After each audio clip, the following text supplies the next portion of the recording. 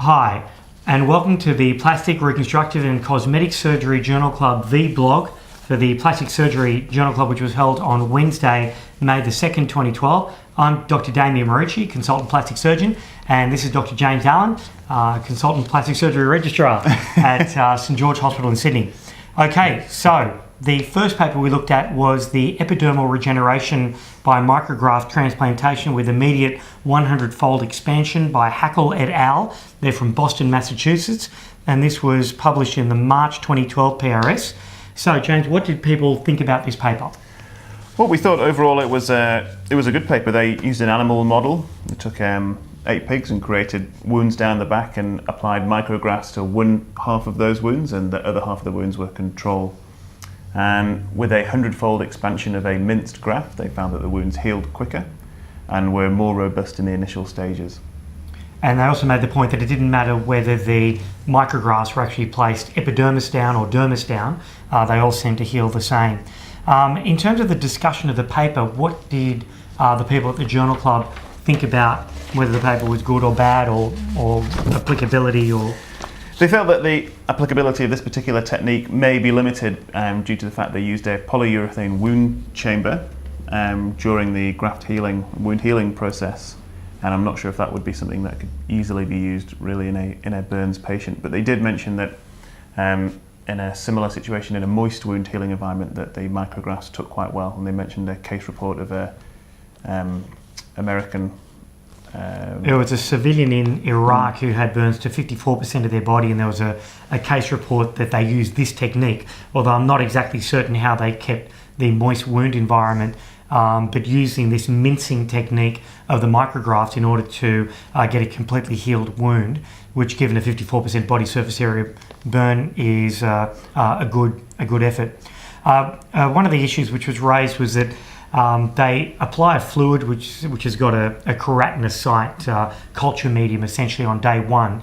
That's aspirated, and then that's replaced by saline, which was mixed with various antibiotics on a daily basis. But it didn't actually say for how many days they continued to do that. It also wasn't clear in the paper if they put the control wounds in a wound chamber as well as the transplanted wounds. Yes. But overall, certainly it's a very interesting technique, and given that they could cover such large areas or expand the skin 100-fold, it may be something we hear more about down the track. Okay, the second paper was from Melbourne, Victoria in Australia. Anaplastic large cell lymphoma and breast implants, 5 Australian cases. This was by Taylor et al. And published in the April PRS. So the gist of this paper, it was 5 case reports of women in Australia who developed anaplastic large cell lymphoma following augmentation with textured implants. So what do people think about this paper? We thought it was a pretty good overview of the 5 Australian cases so far, and a brief rundown of the other, I think 31 previously reported cases in English literature at the time this paper was submitted. Yeah. Although since then there's been a fair few more reported as well. Yes. There were a couple of very interesting things. They went into a lot of detail with the pathophysiology of anaplastic large cell lymphoma, pointing out that at the moment, according to the World Health Organization, there are 2 different types, a cutaneous type and a systemic type. The cutaneous type tend to be ALK1 negative, and they have a 90% 10-year survival rate. The systemic ones, the majority of those are ALK1 positive. Yes. And they have a reasonable survival rate, but the ALK1 negative systemic ALCLs have a pretty poor 20% 5-year survival. Yeah. In contrast, the ALCL isolated from seroma surrounding breast implants and breast capsules have a pretty indolent course, even though they are ALK1 negative. Yes. Systemic ALCL. So one of the questions raised in the paper was whether the World Health Organization classification of anaplastic large cell lymphomas, T-cell lymphomas, needs to be updated, and whether this is a separate clinical entity to both the cutaneous and the systemic ALCLs. So it's a very good review paper, and it was very interesting to see it in the Australian context. Okay, the next paper Next two papers were sort of linked. First one was the classic paper, which was breast reconstruction after mastectomy using a temporary expander, and that was by Radovan from Encino, California, and that was published in PRS back in February in 1982. Related to that is a paper from February 2012, which was by Salgarello et al. In Rome, Italy, also published in PRS. Fat grafting and breast reconstruction with implant, another option for irradiated breast cancer patients. So what did people think about these two papers? Well, the Radovan paper we'll talk about first. I thought it was a good large case review of 68 patients that from March 76 till publication 82 that he'd performed tissue expansion on an implant after a mastectomy for reconstruction. Interesting, he was in a subcutaneous pocket, not even going submuscular, and he was doing all comers, including irradiated patients and unirradiated patients as well.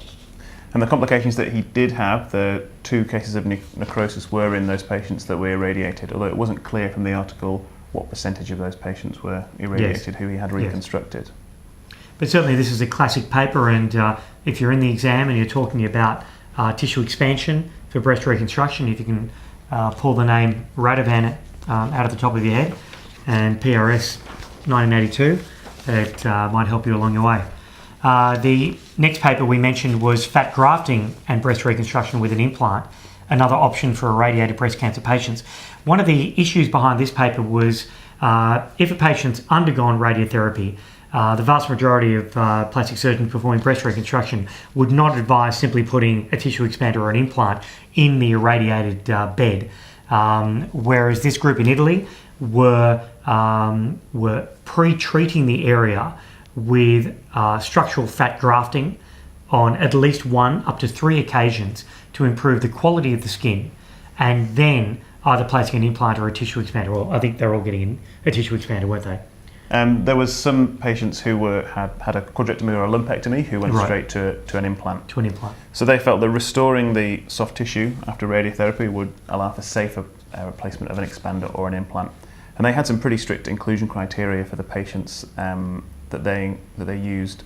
Yeah, actually their main criteria was this Lymphoma score, Lentsoma score, which I didn't know anything about. But James, if you just want to explain what the Lymphoma score is. So it's a objective questionnaire, and it measures the late effects of radiotherapy on tissue.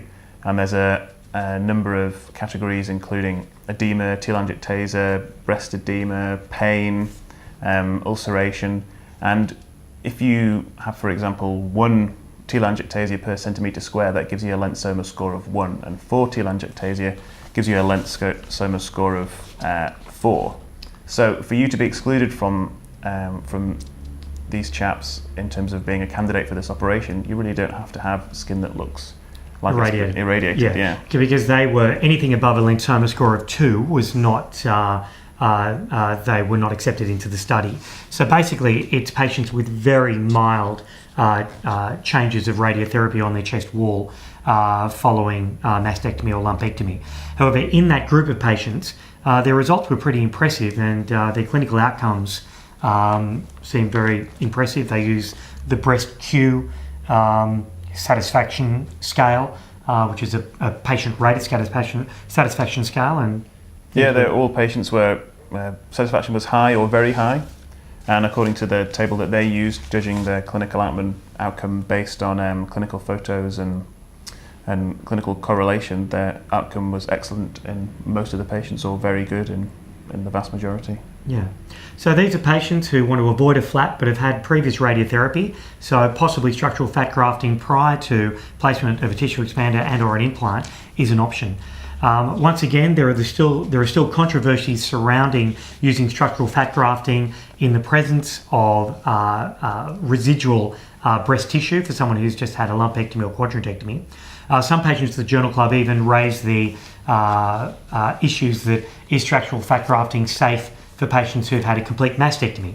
But many other people at the Journal Club thought it's probably okay where all of the breast tissue has been removed. But there's certainly some controversy around that issue going forward. Okay, well, for those of you who are at the Journal Club, I hope you had a good time. And for those who couldn't make it, I hope that you've learned something through our discussion now. Thank you very much, and we'll see you in 4 weeks' time. Thanks, James. Thanks very much. See you again. Right. Thank you.